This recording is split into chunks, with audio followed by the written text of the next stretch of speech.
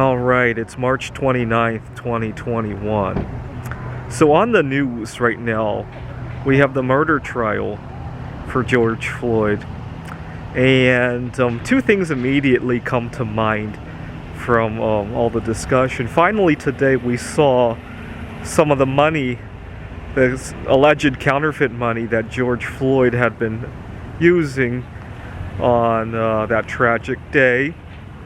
And it dawned on me how much in resources we have to expend to police the concept of counterfeit money, right? We have a secret service. We have the Minneapolis Police Department who has officers who want to kill people over alleged counterfeit money. And it dawned on me that maybe we should just make counterfeiting legal. Let me explain why. So here in the U.S., the government technically isn't even allowed to hold any copyright. Oh, there's a very low-flying plane over there. So, in the United States, the government is not allowed to hold any copyright. Having a concept of counterfeit money, right, kind of just flies in the face of that concept. And, you know,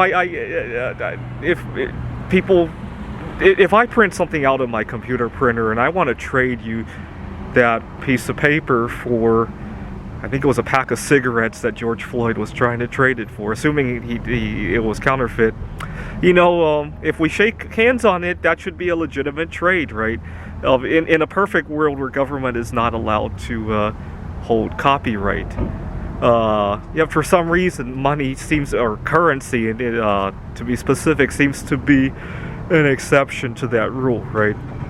So what would happen if we legalized counterfeiting? Well, obviously we'd have to go back to sound money, right? Most people wouldn't accept something that's printed out of a printer, whether it be a government printer or a personal printer, and we'd have to go back to sound money. And I don't think that's the end of the world, right? Now, the other thing I learned from the trial is that they were debating about whether the jurors would be influenced because people would have to wear a mask, right? And also social distance and some other precautions. And I really like it, though. One of my biggest weaknesses is that I show too much on my facial expressions when I navigate through the world, right? Whether it be at a job interview, whether it be negotiating a home, whether it be asking a girl out on a date, what else?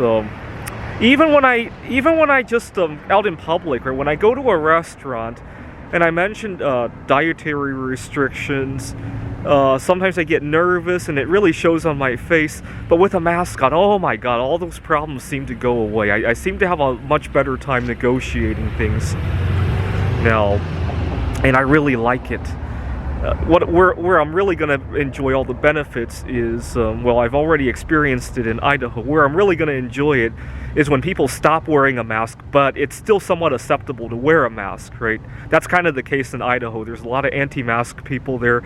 I still wear a mask, and when I negotiate anything, oh my God, I seem to get my own way. And unfortunately, it probably also makes it easier for people to commit perjury, right?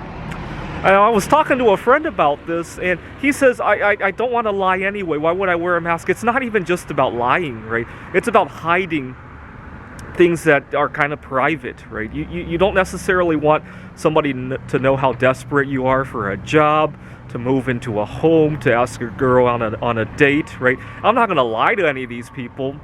I just want to hide some of the emotions of the deal, right? Anyways, some life lessons from all the recent events. Leave a comment. Do you think George Floyd actually printed the counterfeit money involved in the case? Thanks for watching.